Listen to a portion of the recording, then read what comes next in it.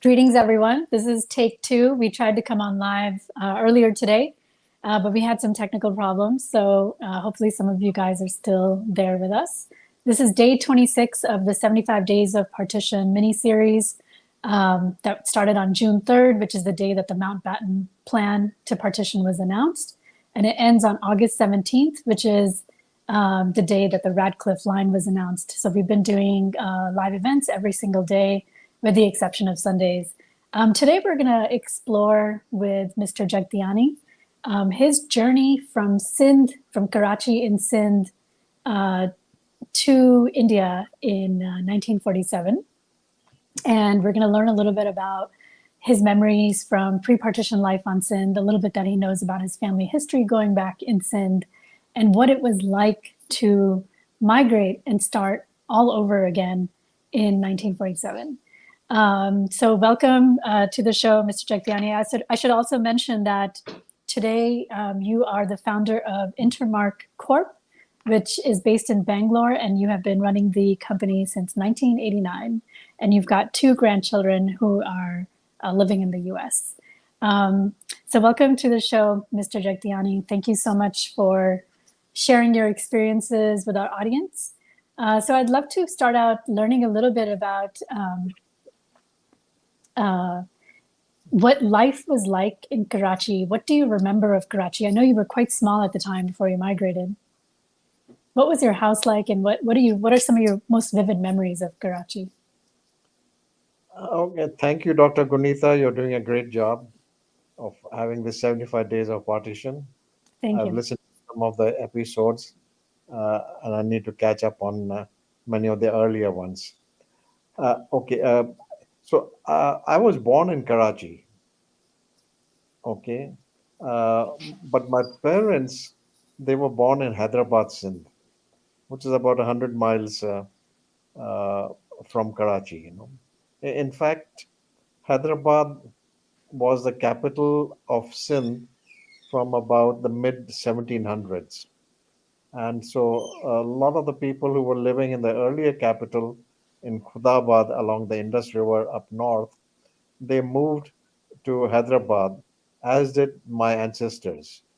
So not only was my parents born in Hyderabad, but my grandparents, great grandparents, going up to uh, 9th, 10th, 12th generation to the mid 1700s, they were all born in Hyderabad.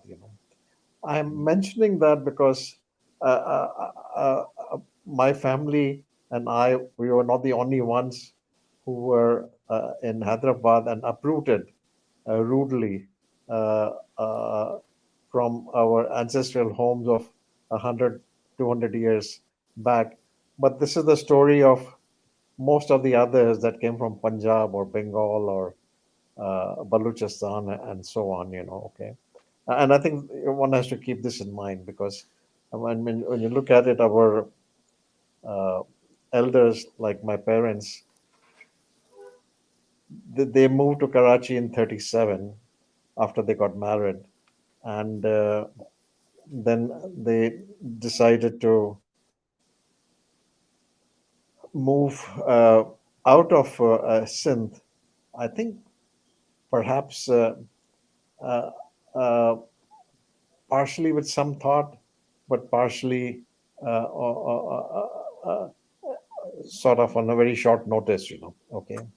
But let me backtrack to Karachi. My recollection of Karachi are very pleasant. I was a child. I was not 5 years old. I was 7 years old in 47, seven going on eight. And Karachi was a nice, peaceful, clean city with the broad roads and spacious houses and grounds and so on. Okay. And I said it was the capital of Sindh in that time, and it had excellent bus service, and of course there were no taxis and so on. So there were ghoda garis that one could take, which was the normal way of taxiing or cabbing around all over the country, in those days. We lived at almost one end of Karachi, which was called Bandar Road Extension, which was on the way to the Drig Airport. Okay, and the, uh, the the bus line ended over there, just two houses from where we lived. Okay, and uh, uh, we uh, I got skates when I was maybe 6, 7 years old, and I could skate on Bandar Road Extension without any fear because there were no cars or trucks or buses to run over you. Okay, so it was a nice, clean thing. Okay, uh, my father had his business, laboratory apparatus supply company, which his office and showroom was on Elphinstone Street in Karachi. And I think he used to take a bus to go to work and take a bus back. We went to school. My first school was Dhamibai Basant Singh School, which was a Sindhi speaking school because my mother insisted that her children must learn to speak the mother tongue. So I think 1 year, 1.5 years, I went to that school. But subsequently, my parents moved me to an English speaking school. I think it was called St. Anne's, run by a retired headmistress whose husband had been killed in the Burma campaign. So there are hardly about 8 or 10 students in that school.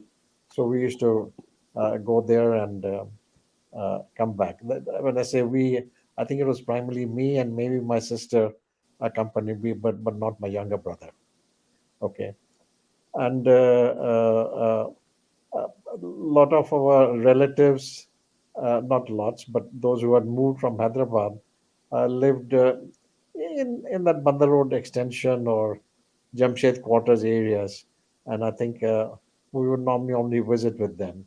I don't remember going to movie theaters in Karachi. At least I was too young to be taken to movie theaters, perhaps, and nor do I remember going out to uh, the McDonald's of today for having a meal or anything like that. We all ate at home. And we had an Right. excellent cook, who would satisfy all our needs. So that was fun. Okay. Uh, this sometime in uh, early 47, I think the winds of change were blowing across India, and so there was the talk about partition happening. Okay, and that. So I think my parents at that time, I mean, their relatives, particularly my mother's uncle in Bombay, was suggesting to her, "Why don't you come over to Bombay? Come over in Bombay and have a look, and maybe you find something over here to stay in." So actually, in March, April, the whole family decided to go to Bombay. But 1947. 47, yeah. But on the way, not on the way, but they decided to go to Kathiawar because there was no easy way to get to Bombay except by train and changing train 3, 4 places.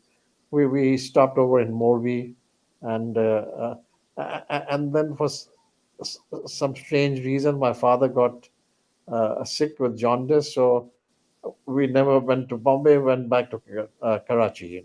Okay, and after we returned to Karachi, I was put in a regular school, I think St. Patrick's, that I started going to school over there. I think there was no question or concern about moving out of Karachi because I think putting me in such a nice school was great. Okay. So I started going to St. Patrick's, but I think sometime probably in July, and or certainly beginning of August, that I wasn't being sent to school at all because there were obviously some disturbances that were happening in Karachi, and there was people who were more scared about what might happen to their children. Okay. Of course, Karachi did not suffer the same kind of disturbances as parts of Punjab did. Okay, but certainly there was something. So I stayed at home, and what I do remember is, but they were too young to understand what is partition or freedom or things like that. Okay. Right. Uh, uh, uh, what I do remember is probably must have been uh, August 14th or so, that we were living in this house that had a phenomenal terrace, probably a 2-3 thousand square feet terrace. Okay. So during the day we would be playing around over there, and sometime late morning or something, there was a plane flying around rather low, and it was throwing some papers out of the plane. And I think one of them landed on the terrace, and we saw that. Of course, we didn't understand what all was written on it, but I guess it was something about Pakistan being the new country over there, and so on. Okay. Fascinating. I'd never heard that before. When was this again? What was the date when this happened? My guess is it was August 14th, Okay. uh, 1947, because that would be Pakistan's Independence Day, right? India was August 15th. Okay. Oh, that is my recollection of that. Hmm. Anyway, I think uh, my parents and our family and friends still continue to live uh, peacefully in Karachi, and hoping that nothing's going to happen. But apparently things started going downhill from the second half of August. Okay, and once some people start moving, then there is an exodus that happened. Right. And what happened was, I had a cousin who was my father's brother's son, who was in the railways. He was working with Northwestern Railway, posted in Sakhar at that time. Okay. He opted, I mean, all the government servants, other than the railways or forestry or whatever, they were given an option to be in India or in Pakistan, or to move to India. So I think he opted to move to India. So he got a transfer from Northwestern Railway to GIP, which is Great Indian Peninsula Railway, and temporarily posted in Bombay. Okay. Mm. And as part of the transfer, he was also allotted 2 railway wagons to take his household stuff, to India. Okay. And the household stuff, I mean, we were the family. Okay. So on September 16th uh, was a date when I think they decided that they're going to move the stuff from the house and load it into the railway wagons. Okay. So my mother, I think, got her 3 children uh, ready, and 2 camel carts had come to take the furniture away. Okay. And we were ready to go. I don't think we understood what we were doing, except I think we were excited to be see camel carts and things like that. Then about 7:30 in the morning, there was a knock on the door, and one of my father's friends, he told him, "Hey, listen, there's a chartered flight that is going to Bombay. Would you like to send your children?" He said, "I've got 4 seats, 4 tickets on that." So my father said, "Let me ask my wife." My mother was taking a bath. So my mother agreed, provided my chachi could come with us. So this guy said, "Okay, you can, but then the 2 youngest children, my brother and sister, they'll have to share a seat."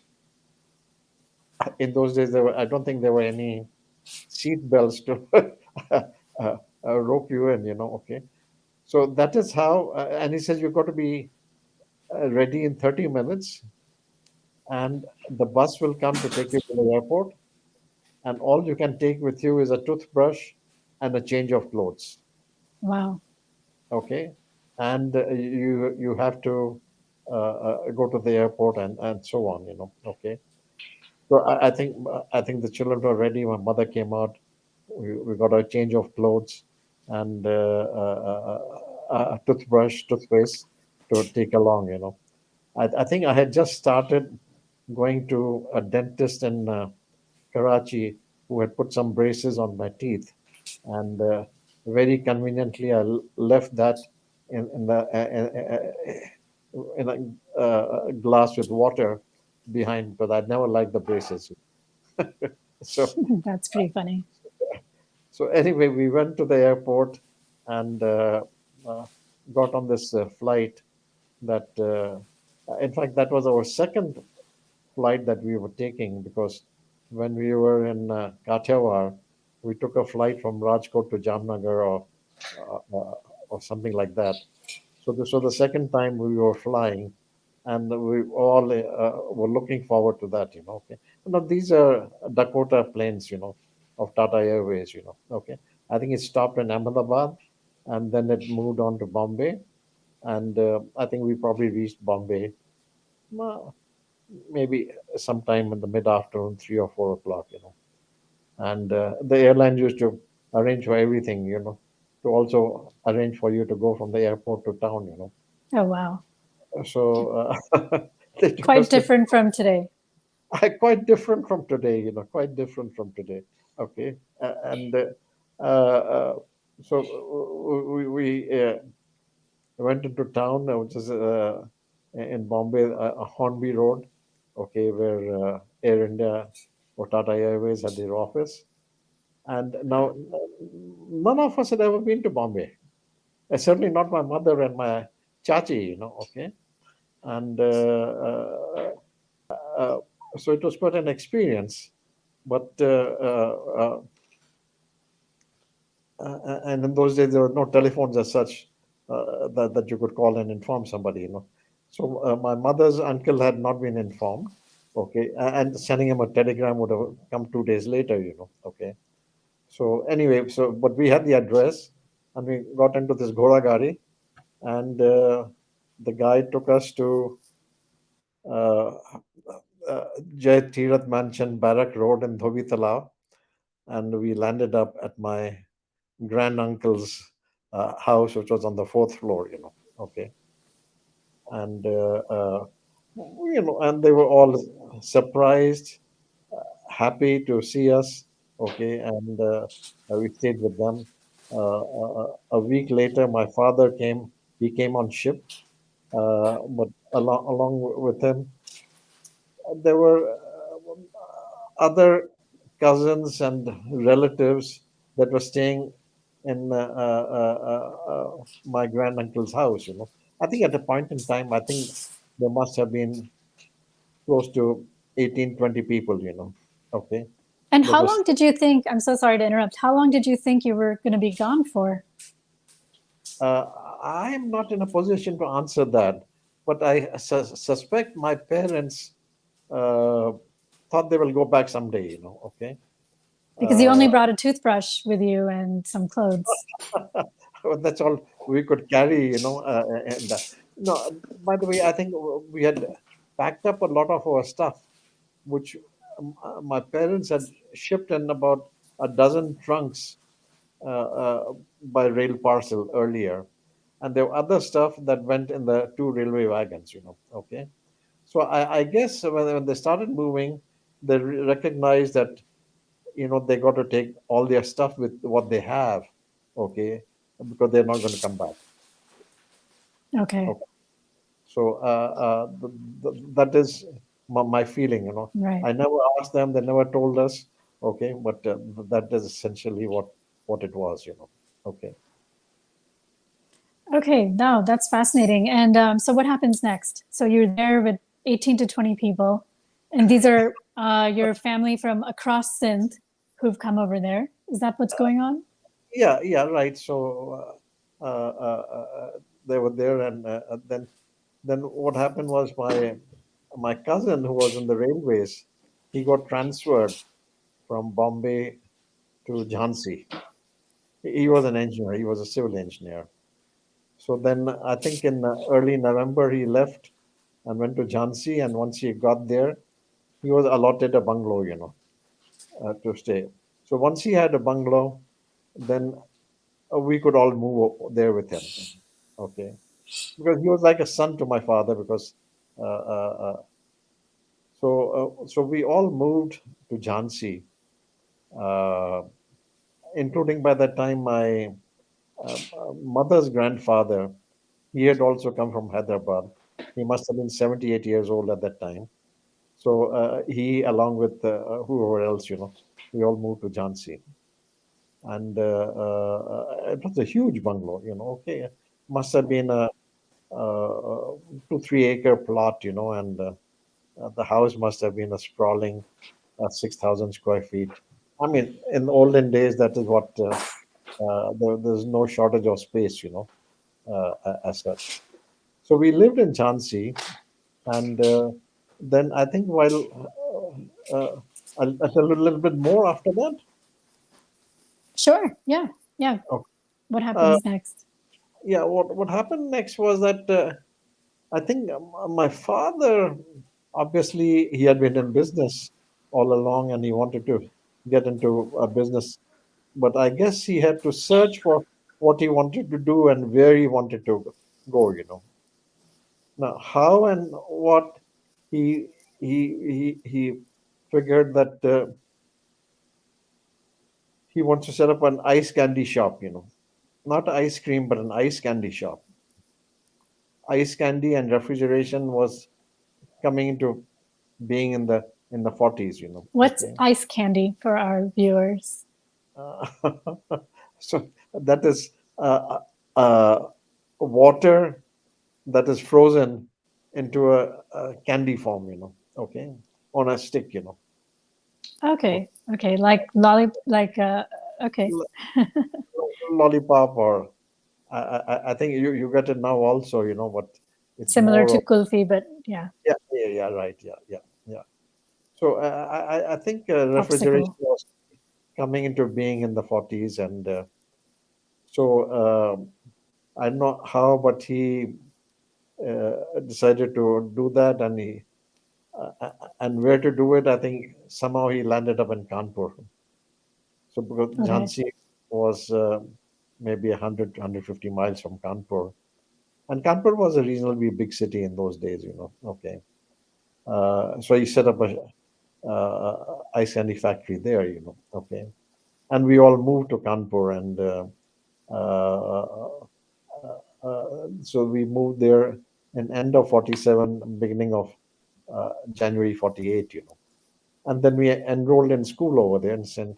Mary's School in Kanpur. All the three children.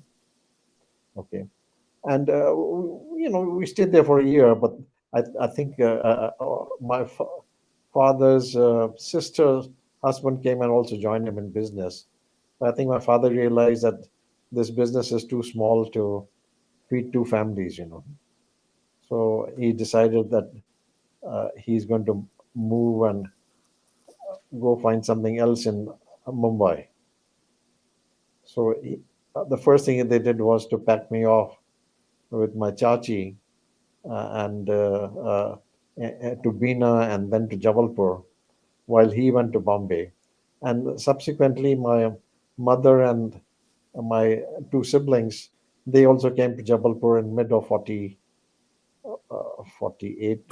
49. Okay, 49. Okay, and we went to school in Jabalpur till end of December.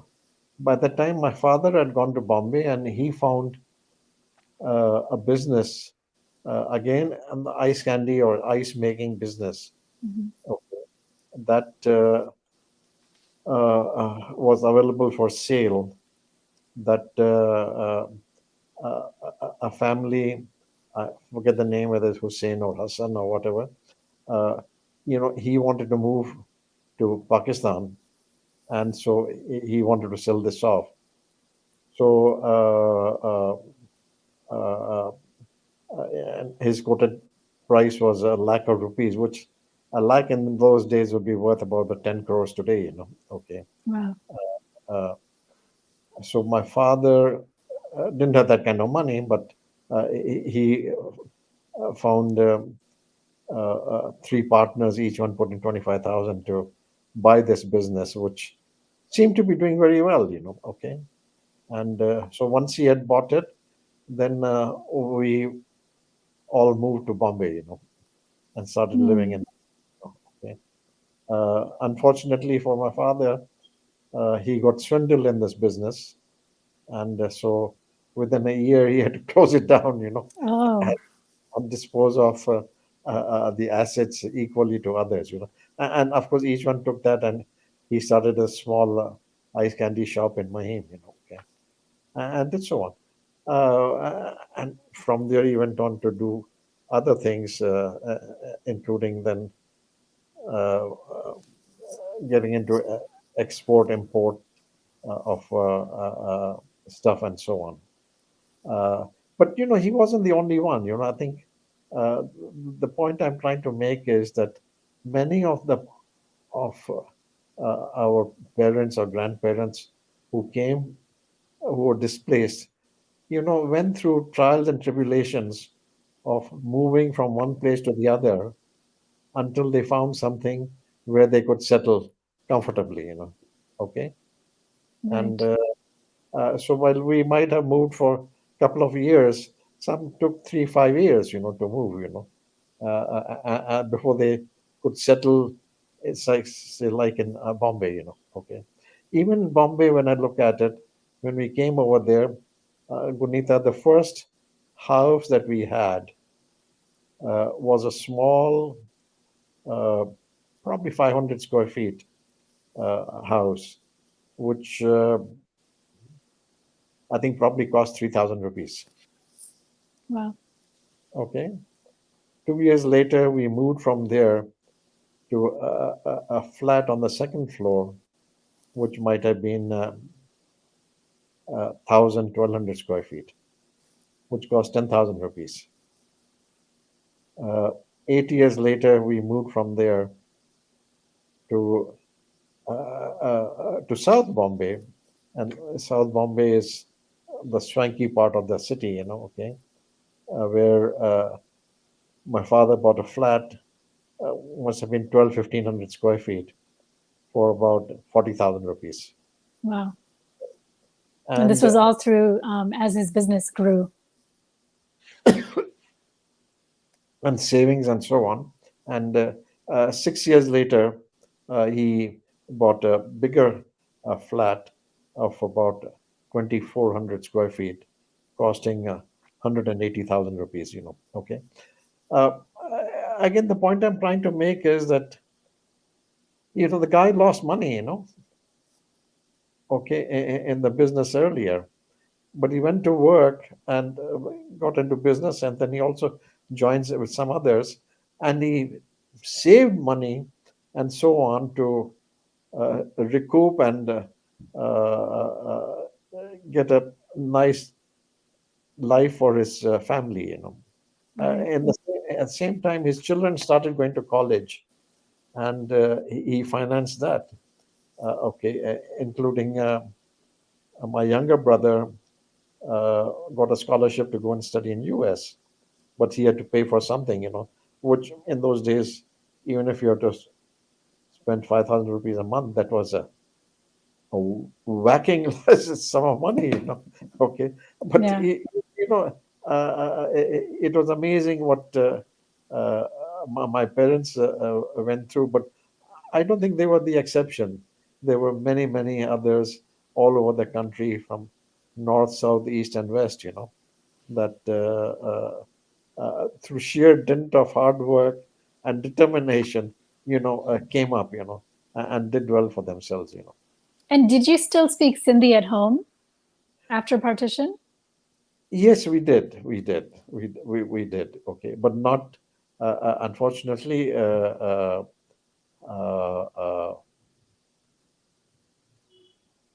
as we grew older and we went to college and things like that, I think we started speaking more in English, okay.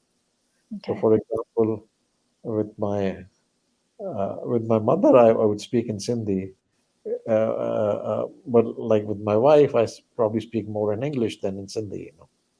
Okay. Right. Which is sad, because we have lost uh, the language connection, that And was what not. was and what was it like being Sindhi, being from Sindh in Bombay, where you went to school? Were there other children also who were of a Sindhi migrant background? Uh, uh, in my school where I went, which was Don Bosco in Matunga, I think in my class uh, there might have been uh, uh, three others, might have been three others, okay. Uh, uh, but that didn't matter, okay. Bombay is really a melting pot, because I think all the people in Bombay are migrants from some place or the other, whether it's Bengal or Madras or Trivandrum or what have you, okay. Right. Oh, that's fascinating. And did your parents ever talk about trying to visit Sindh and going back? Well, they didn't talk about it, but I must tell you that uh, my father, in his business, he had an assistant called Hassan. And after we left, Hassan independently started the business of laboratory apparatus, selling. And in the mid 50s, Hassan, he used to keep in touch with my father, uh, postcards and letters. Fascinating. His son was getting married, so he insisted that my father come and attend the wedding of his son. So my father did go to Karachi in the mid 50s to attend the wedding of Hassan's son. Okay, and then in 1962, uh, my brother, who had gone to study in US, he was coming back, and he had taken a tram steamer because that cost the least amount to return to Bombay. And from Aden, he wrote to his parents that he's on the ship, which will also stop in Hyderabad, sorry, in Karachi before.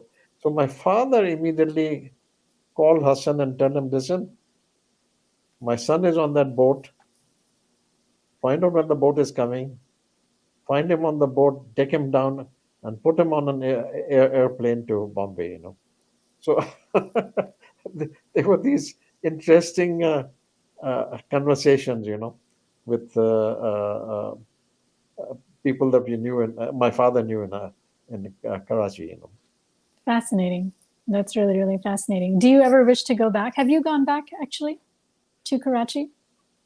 No, except once the plane stopped in Karachi, and I got down, and I was at the passenger lounge. But I've never gone back. I would love to go back, but these days I think the visa situation is such that I don't want to punish myself, to apply for a visa. Okay, but someday I hope it'll be easy, that I can, just like I get a US visa for 10 years. I don't see why I shouldn't get a. And I think the same thing applies to India giving visa to people from Pakistan, more Yeah. easily than otherwise. And my final question for you is, do you know anything about your generational family history going back in Sindh? Uh, what do you mean by generation family Like history? how old is your family history in Sindh according to your oral history that you know? Oh, okay, okay. I'll tell you, as far as the Jagtianis whom I have traced and made my family history, I think I go back to almost the beginning of 1700s. Fascinating.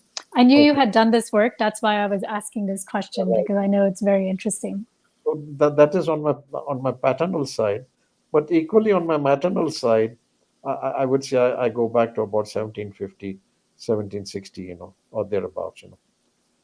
Whereas my paternal side, from what I can find out, I think they were in Sindh, but then a few centuries uh, back, they were pushed out of Sindh and they moved up to Punjab. So they were living in Punjab. And then when Aurangzeb became a little difficult on Hindus in Punjab, they started moving down south because Sindh was relatively more peaceful and safe than Punjab in those times. Right. So that is about the extent This of. is in the 1700s you're talking about. Yeah, I'm talking about early 1700s. Okay. Okay, yes. And then from a maternal side, I think I have some that came from Punjab and some that came from Rajasthan, Jodhpur area, Hmm. Jaisalmer, Jodhpur area. Okay, so it's a lot of people in Sindh. Right. That's fascinating. And do you know how you got your last name? Because I know there's some really interesting history about why a lot of Sindhi last names end with A and I. Okay. No, I think when you look at it, most of the names are derived from the name of one of your ancestors. So one of my ancestors was Jagat Rai. Okay, so I'm talking about Jagat Rai, maybe 12, 13 generations back. Okay, and so from him come the Jagtianis. Okay. Similarly, he had a brother or a cousin who was Bhavandas, and so they become Bhavnanis. Okay. And one of the other person who was famous in that family was a guy called Gedumal, who in fact was the sort of the chief uh, uh, advisor of the then rulers of Sindh, and he was the one who was entrusted with uh, developing Hyderabad as a capital in 1760s. Okay, so from him come Gidwanis. Now, if you want to know Ani, I think Ani is what I'm told is uh, like I think in Pakistan or something they have somebody called Daud Pota. So Pota is somebody from Daud's descendants. Okay. So Ani Jagtiani are descendants of Jagat Rai, and so on. Are you there, Gunita? Yeah, it looks like Anshul took me off for a minute. Yes, I'm here. Thank you so much for clarifying that. I always think it's so fascinating what each Sindhi last name has that story and that history. So thank you so much for sharing that. Is there anything else you would like to add for our audience that we didn't talk about today, Uh, specifically related to partition and message that you would have for future generations as well? I encourage young people. When I say young as I am, or maybe younger than me, I said, since we have, partly if you are from Sindh, or equally if you are from Punjab, or someplace, before you lose the history of your family, better start recording it. 100%, I agree with you on Okay, this. and I think it's fascinating and it's fun. Okay, and I've been encouraging whoever, and I'm sharing with them whatever information I have, or help them in whatever way I can to do that. Okay, because our grandparents, I think most of them are gone. Okay, grand uncles and aunts, there are very few left behind. And even if there are some who are left behind, they're coming to an age where memories are getting to be difficult to this. So do that now. I would recommend that do it now. Okay. And by the way, my story of how we moved from Karachi to Bombay will be somewhat similar to hundreds of others. Okay. I think we were lucky that we came through safely, whereas the people from Bengal, sorry, particularly from Punjab, they had a horrendous time. Most of them. Okay. Some of the pictures that you see of the people walking, it's just terrible. Okay. And or traveling on the top of the railway carriages is not funny. So I think we were really lucky to get through so relatively easily, for which I'm really very thankful. Yeah. Yeah, and I also want to mention that your full oral history interview is preserved in the 1947 Partition Archive, and we Okay. will be, releasing that video at some point in the future. Okay. Yeah, but I'm sure you remember that doing that interview with our Yeah, team I members. remember doing Yeah, it with Anjali, but I think it yeah, was like 5 years back or something. yeah. It was quite some time ago. Well, thank you so much for coming on today. We really, really appreciate it. And we look forward to, staying in touch. And for our audience, please join us again tomorrow at the same time for 75 Days of Partition continuing. Okay. Gunita, Okay. keep up the good work. And Thank you. I've enjoyed listening to a lot of the recordings. Thank you for tuning in. That's so great to hear. And Take care.